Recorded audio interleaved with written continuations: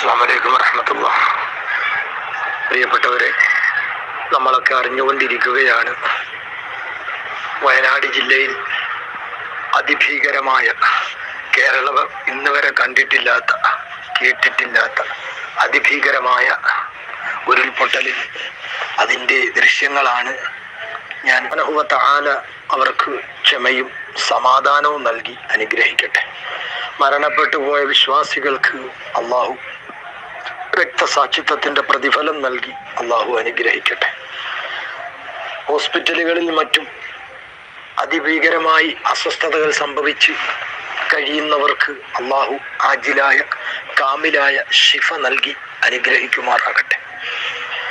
വീടും എല്ലാം നഷ്ടപ്പെട്ടവർക്ക് അള്ളാഹു പകരം നൽകി അനുഗ്രഹിക്കുമാറാകട്ടെ. എത്രയും പെട്ടെന്ന് ആ നാടിനെ നല്ല രീതിയിൽ പുനർനിർമ്മിക്കാൻ അള്ളാഹു നമ്മുടെ ഗവൺമെൻറ്റുകൾക്ക് അതിനുള്ള എല്ലാ കരുത്തും നൽകി അനുഗ്രഹിക്കുമാറാകട്ടെ. പ്രിയപ്പെട്ടവരെല്ലാവരും വയനാടിലെ ആ ജനങ്ങൾക്ക് വേണ്ടി, ജാതിമത ഭേദമെന്നെ എല്ലാവർക്കും വേണ്ടി ആത്മാർത്ഥമായി ദുആ ചെയ്യണമെന്ന് എല്ലാവരോടും ഓർമ്മപ്പെടുത്തുകയാണ്. പ്രത്യേകം തിരുനബിക്ക് സ്വലാത്ത് ചൊല്ലി എന്നിട്ട് ഈ ഒരു വിഷയം മനസ്സിൽ കരുതി എല്ലാവരും ദുആ ചെയ്യണം.